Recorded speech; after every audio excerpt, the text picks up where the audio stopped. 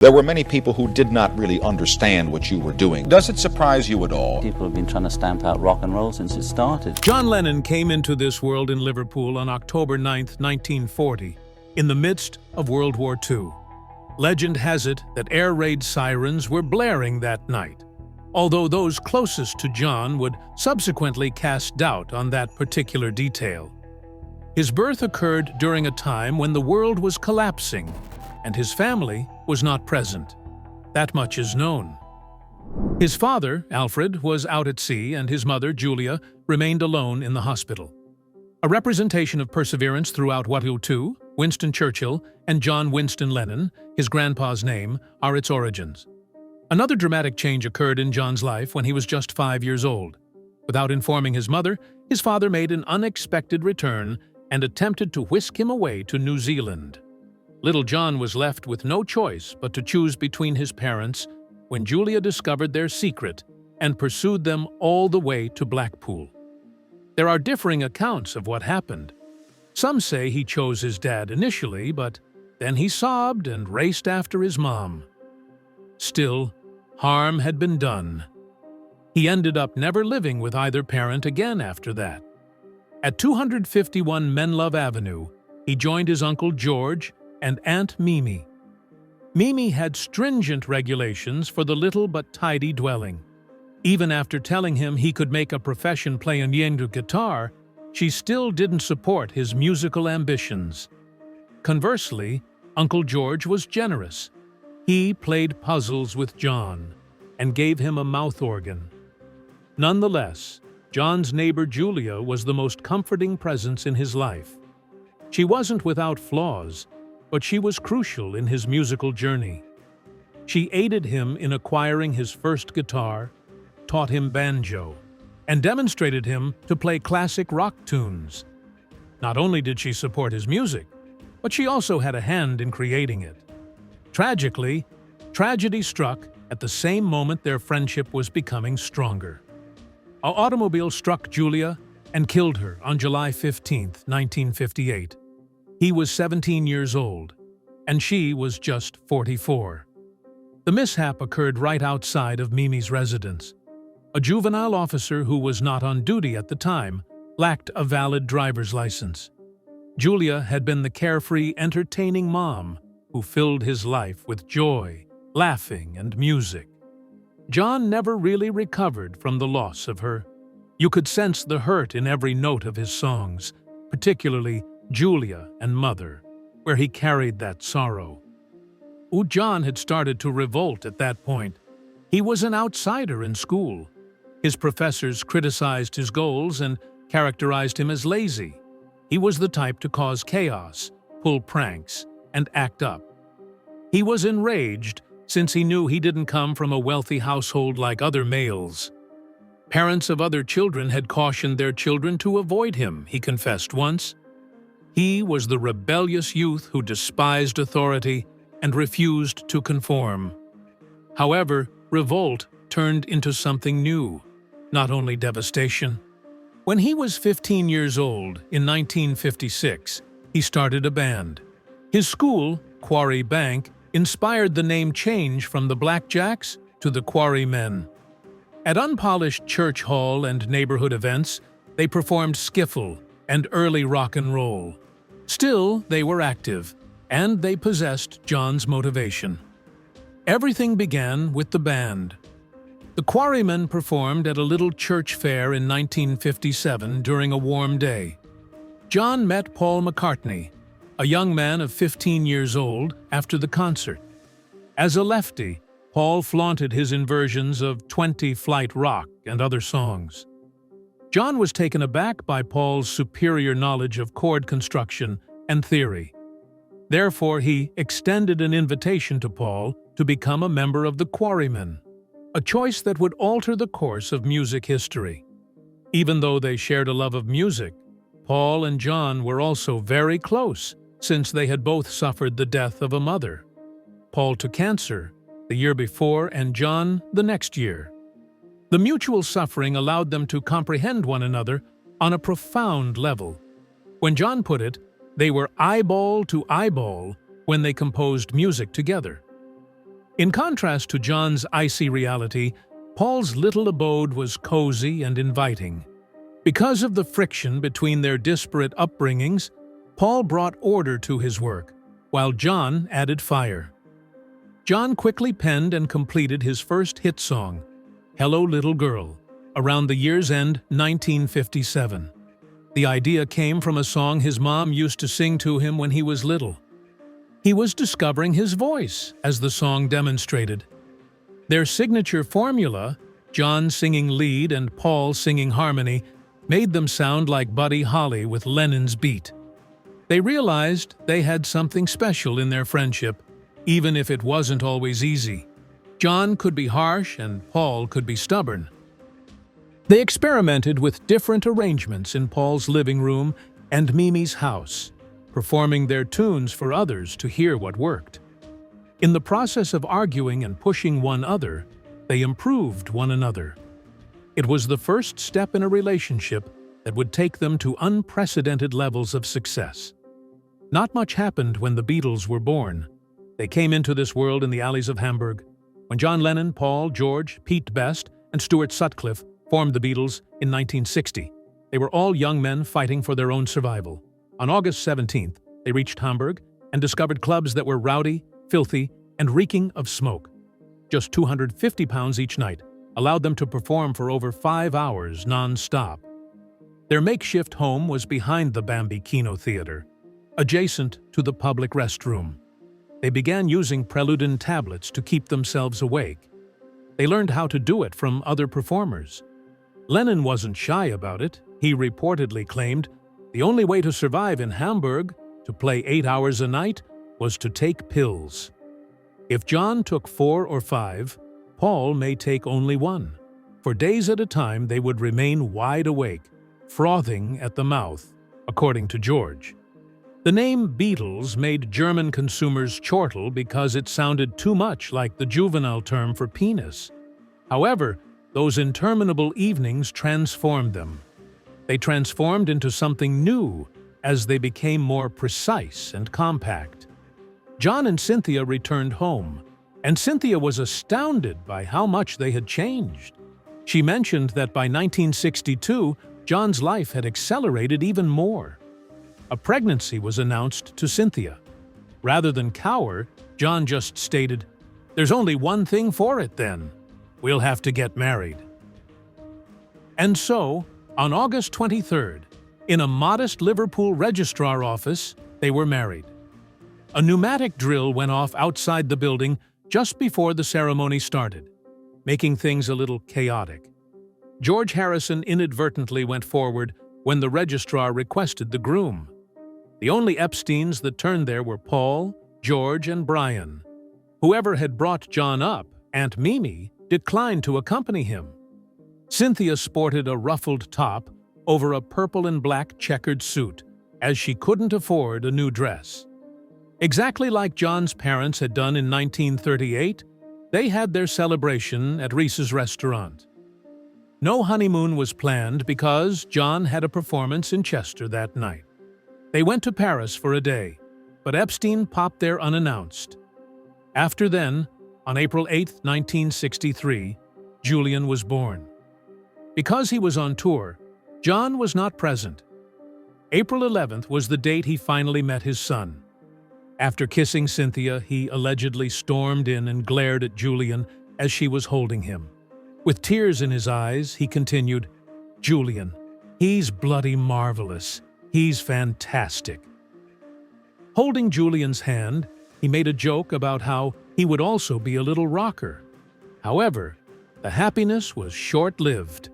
Members of staff attempted to reprimand the fans who were pounding on the windows. Even in Cynthia's own room, which John had relocated her to, the zoo atmosphere persisted. Returning to his departure, he signed a large number of autographs. It broke Cynthia's heart. Brian Epstein ensured that the entire marriage remained hidden. He was worried that the public would lose interest in a married Beatle. If word got out about Cynthia, the band would just deny it. It caused her ongoing pain. Epstein not only paid for Julian's hospital stay, but also provided them with a free home to reside. Although he was of great assistance, the scenario was peculiar. While Julian was still a baby, John and Epstein traveled to Spain in April 1963. Their relationship's nature was talked about. It was nearly a love affair, John said afterwards, but not quite. Although it lacked tangible manifestation, it was intricate. When a fellow called Bob Wooler joked, "How was your honeymoon, John?"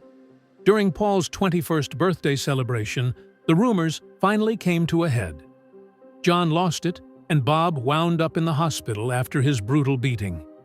Even after John apologized, the memory remained. In 1965, the Beatles had become ubiquitous.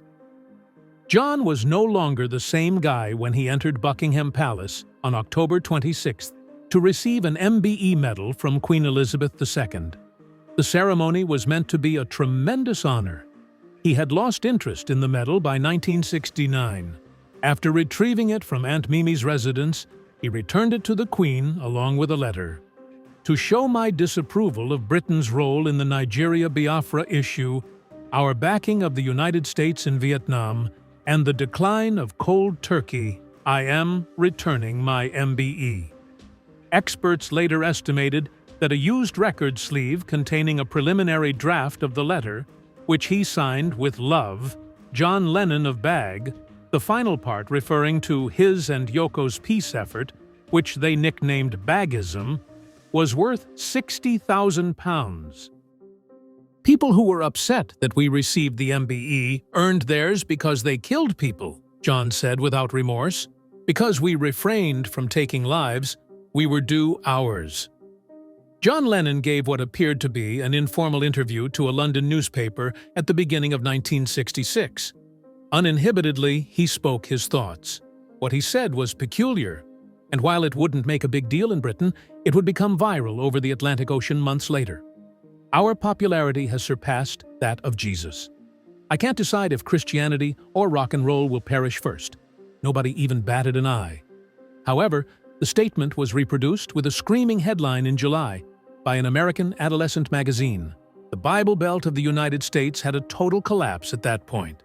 The public went ballistic, with some Beatles fans even going so far as to stage public record burnings, cursing the band and their music by setting records ablaze in an act of desecration. Even the Ku Klux Klan showed up to their concerts to picket. The news shocked Lennon. The harm had been done, even though the comment had been taken out of context. At news conferences, he felt he had no choice but to apologize, explaining that he had no intention of insulting Jesus, but rather of pointing out how his celebrity had gotten out of hand. Even though many had already lost hope, he maintained his faith in love and Jesus's actual teachings. Behind the scenes, the Beatles were also dissolving that year. On August 29, 1966, they played their final show in San Francisco's Candlestick Park. They stormed off stage that night and never returned to the road. The audience's screams had grown so loud that the musicians themselves were muted. It had devolved into complete anarchy, as they were only miming the tunes. Paul was irritated, George Harrison was sick of it, and Ringo didn't feel safe. The group has had enough after their horrific ordeal in the Philippines, when they hurt the First Lady's feelings and were almost assaulted. It had already been bothersome before the Jesus dispute, but now it was downright harmful. So they vanished, not from the earth, but from the spotlight. They hid out in Abbey Road studios instead of performing on stage. They put in more than 700 hours in one studio from the end of 1966 to the beginning of 1967. Instead of only making music, they invented something entirely new. The end product was the rule-breaking record Lonely Hearts Club Band by Sgt. Pepper. A journey, an idea, an artistic creation, not hit singles anymore. They then starred in the whimsical film Magical Mystery Tour, in which they experienced bizarre adventures as characters on a bizarre bus ride. In December 1967, it was broadcast on British television. The soundtrack was unquestionable, even though critics didn't adore the picture. It was clear from songs like I Am the Walrus that they had come a long way from their early love ballads. At the same time, the Beatles were stealthily creating something completely new, what we now refer to as music videos, to the world. They needed a backup plan for entertaining supporters when touring proved unfeasible. As a result, they filmed cartoons. They used bright outdoor settings and creative camera work to film clips for Paperback Writer and Rain in 1966. Stories unfolded before our eyes in these performances. Strawberry Fields Forever and Penny Lane were two short films that debuted in early 1967 and were known for their dreamy editing and strange visuals. The first had Lennon improvising a piano tune while perched atop a tree, while the second depicted the two of them exploring a vibrantly colored Liverpool. Worldwide, these clips were viewed by tens of millions. The Beatles unwittingly laid the groundwork for what would later become MTV, almost 10 years before the channel ever existed. Something sinister was going on behind the scenes of creation, though. John Lennon was undergoing rapid personal transformation, and LSD was a major factor in it. His first encounter with the substance was an unexpected one. A dentist had secretly mixed it into his coffee. By 1966, John was a frequent user of LSD, taking it twice or thrice weekly, sometimes in the company of George Harrison and other times on his own. Though it first broadened his horizons and inspired songs like Tomorrow Never Knows, it eventually ripped his personal life to shreds. Cynthia, his wife, reported he was emotionally distant, erratic, and unpredictable. She accompanied him on a couple of excursions at first, but she eventually distanced herself out of fear for his safety on the drug. As he did so, Lennon dove even more. Timothy Leary's hallucinogenic teachings and Eastern philosophies, which claimed to hold the key to new levels of reality, captivated him. John Lennon dropped into the Indica Gallery in London on November 7, 1966, purely to meet a buddy. Yoko Ono, an avant-garde artist getting ready for an exhibition, was there, and he wasn't even searching. Cynthia Lennon and John remained married, and he remained a member of the Beatles. His interest was piqued by Yoko's unconventional and daring artwork. Their slow, blossoming romance was the catalyst for events that would rock the globe and eventually break the Beatles apart. Cynthia returned from Greece ahead of schedule in May 1968. Right about 4 o'clock in the afternoon, she entered their house. They discovered John and Yoko, dressed identically in white robes, sitting cross-legged on the floor, gazing at one another. With the curtains drawn closed, the room was dimly lit, and a mound of filthy dishes surrounded them. Cynthia gasped in disbelief. John hardly raised his eyes to say, "Oh, hi." Yoko remained still, without even turning her head. That incident, Cynthia stated afterward, stayed with her always. Uncertain about her next move, she extended an invitation to supper. It was over when she noticed Yoko's slippers beside the bedroom door. During their subsequent divorce, John made allegations that Cynthia had an affair with Roberto Bassanini, an Italian hotel manager. Amidst the newly public knowledge of John's connection with Yoko, this unexpected step was made. John filed for a divorce during Cynthia's brief trip to Italy, even though she had just gone there to avoid shame. Cynthia was astounded. "What grounds are you using to sue me for divorce?" she inquired. In the end, she took matters into her own hands and sued John, claiming infidelity on his part. On November 8, 1968, she was successful in getting a divorce. In addition to two £400 a year and a $100,000 in settlement, she was awarded custody of Julian. She had lost her husband and the life she had imagined for herself. John and Yoko were engrossed in a realm of bizarre experimental art for this entire time. Cynthia was still abroad one May night in 1968, so they remained up all night creating a strange sound recording with loops, sounds, and unprocessed vocals. Two Virgins was the record that came out of it. Not only did they release it, but they also posed nude on the cover. Stores were forced to wrap it in brown paper bags because EMI refused to sell it. Reports went viral when 30,000 copies were confiscated at Newark Airport by United States Customs. The cover, according to John, demonstrated they weren't insane, but nobody else thought so. With a low Billboard chart position of 124th, the album was a complete failure. The Beatles' breakup followed. Their final performance was on the roof of the Apple Corps headquarters in London on January 30th, 1969. None of that had been anticipated. While they played for 42 minutes, a chilly breeze blew. Witnesses flocked to roofs and streets as law enforcement arrived. John grinned and remarked, "I hope we pass the audition," while Paul joked about getting jailed. However, the band was actually breaking down behind the scenes. Paul made his announcement that he was done on April 10, 1970. Months before he actually left, John informed everyone else. The legal documents finalized the breakup of the Beatles at year's end. John devoted himself entirely to advocacy when the band broke up. His marriage to Yoko Ono took place on March 20, 1969, and on their honeymoon, in an Amsterdam hotel bed, they decided to make a statement. Reporters were invited to discuss peace. Behind them, peace signs and bed-ins hung. News outlets made fun of it at first, but eventually got the point. They recorded the anthem, "Give Peace a Chance," at a May performance in Montreal. They had erected massive billboards declaring, "War is over," in 11 cities before the end of December. It was clear that John and Yoko were no longer content to merely create music.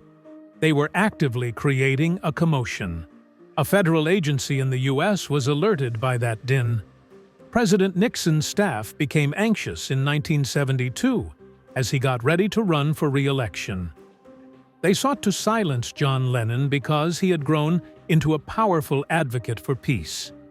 In an attempt to deport him, they used a drug accusation from 1968 in the UK. A filthy strategy, that was. John persisted in the face of repeated attempts by the government to have him removed from office, even after Nixon's victory.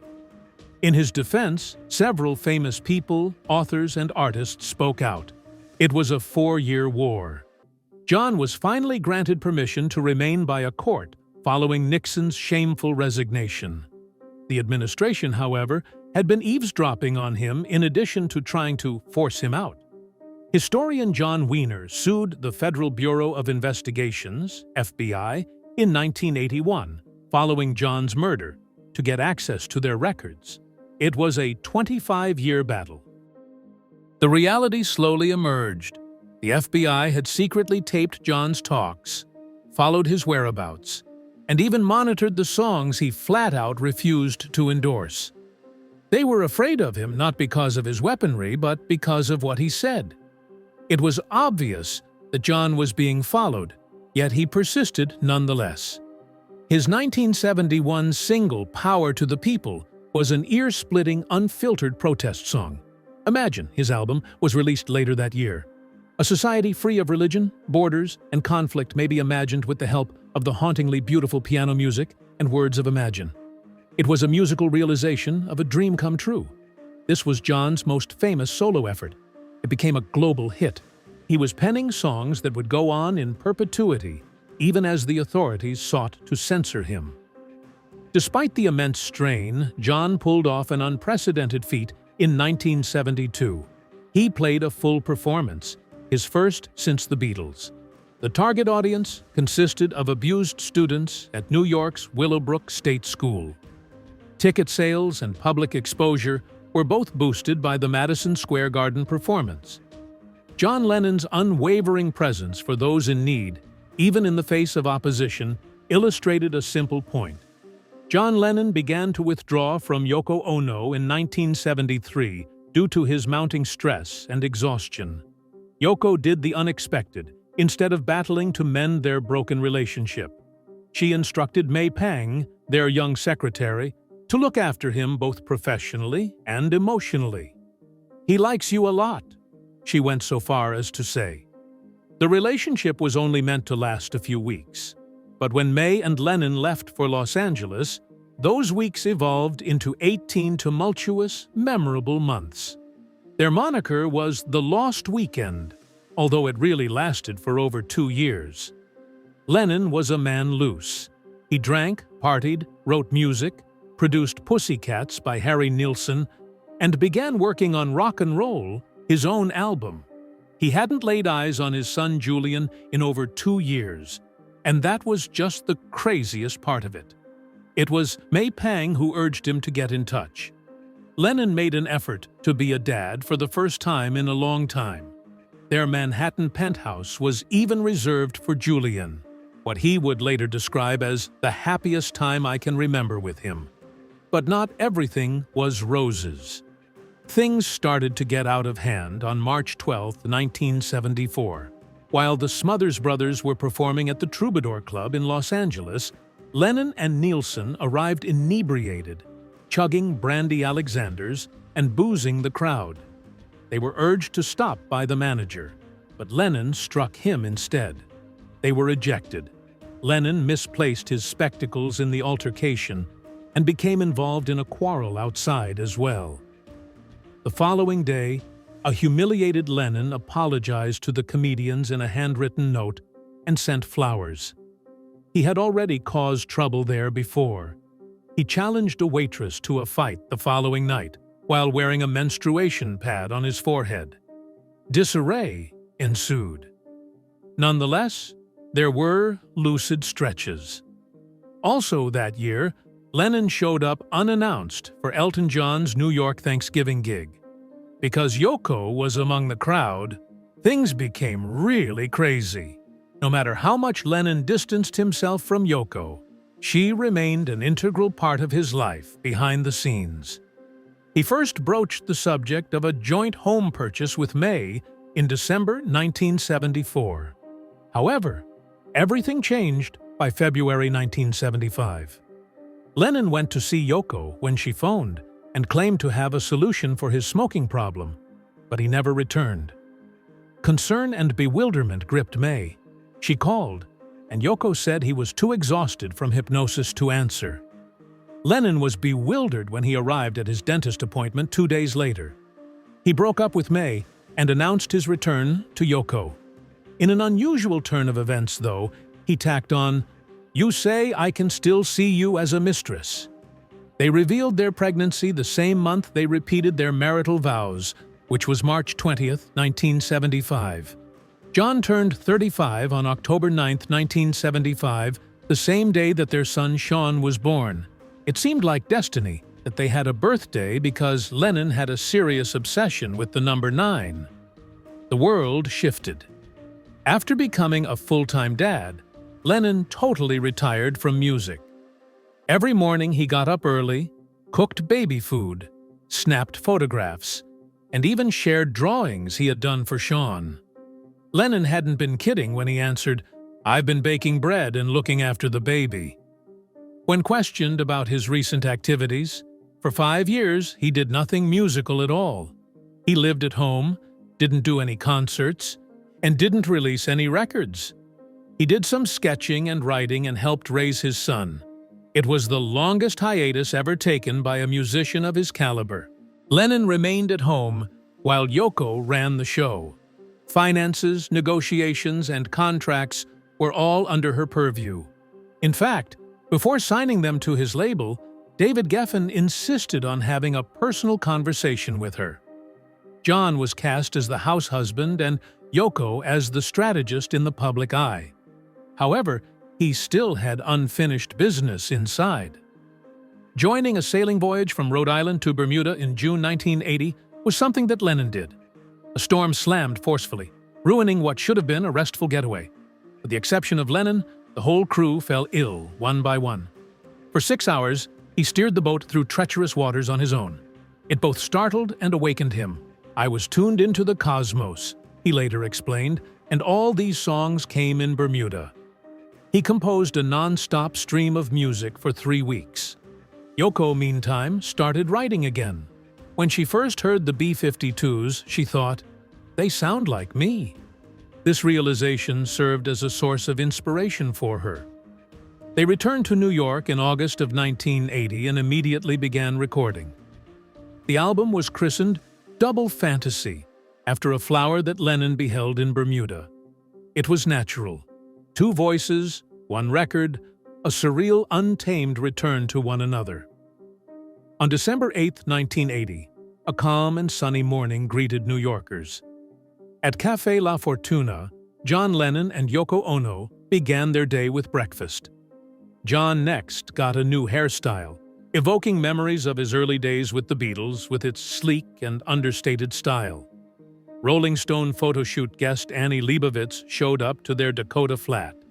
John insisted that he and Yoko must be on the cover, even though the editor wanted only John. He grinned as he cuddled up next to her, completely dressed.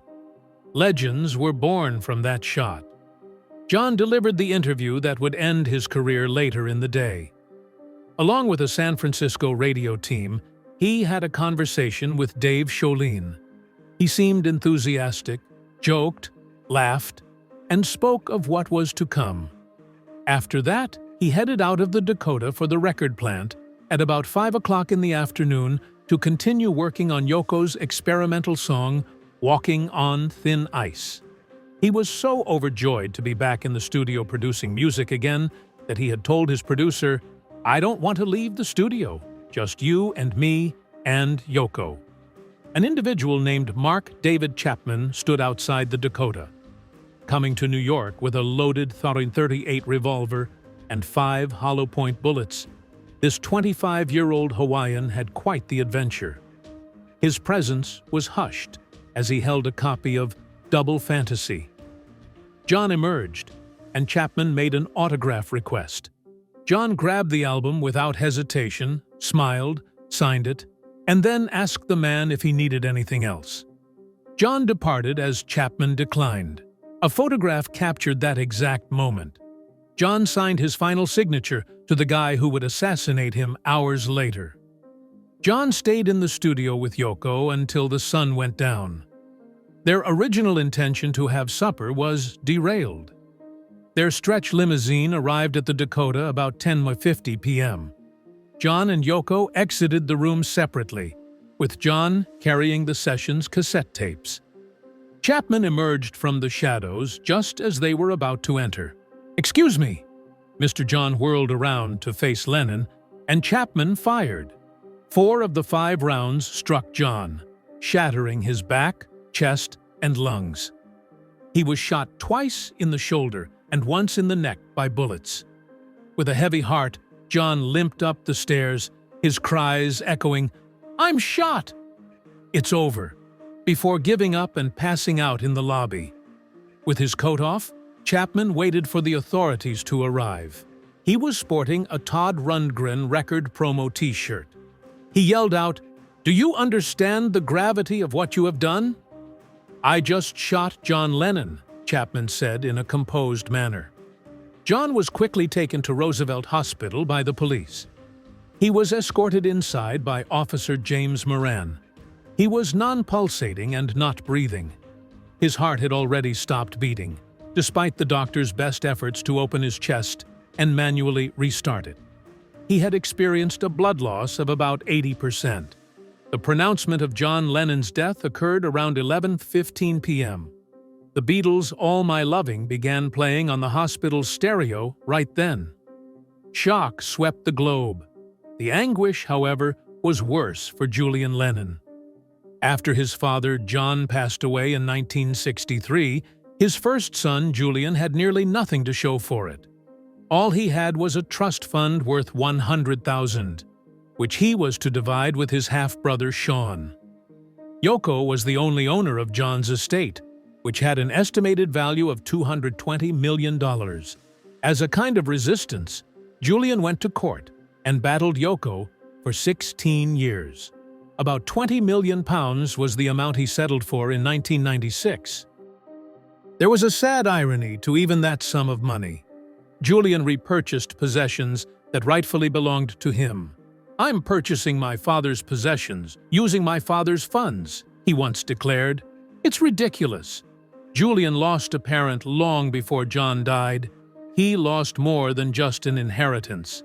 In an interview, he claimed, "John was a hypocrite, preaching peace and love to the world, but showing little of it at home." Julian saw his dad just 4 or 8 times in the 14 years following his parents' divorce. John amassed a fortune befitting a music mogul, but Julian and his mother lived simply, thanks to her hard labor. No assistance or gifts were given. "Paul McCartney was more of a father to me than John ever was," Julian once said.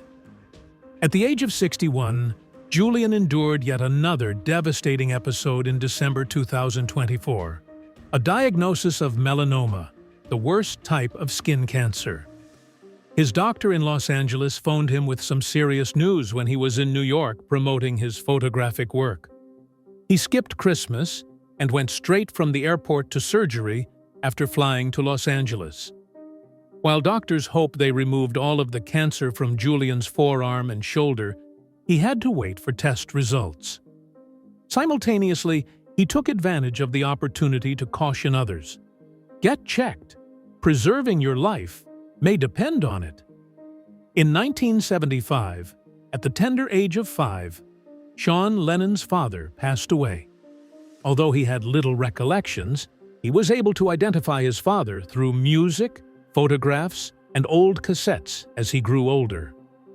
A new documentary, 1-to-1, John and Yoko, was discussed by him in 2025. He had never seen or heard anything like that in his life. He compared it to spending more time with his dad. Every missed moment had significance for Sean. Even just listening to his dad's voice on a tape from his childhood was a blessing. Sean, who is now 49 years old, is fully committed to carrying on his father's work. Since Yoko's public retirement in 2017, Sean has taken charge, and he hasn't only preserved it, he has reinvented it. He was nominated for a Grammy for producing a box set of mind games and won an Oscar in 2024 for an animated short based on Happy Xmas, War is Over. He has been busy repairing film reels, remastering old recordings, and even making new releases, saying, "No one else is going to make me do this," he continued. "My dad would have wanted me to do this, therefore I am."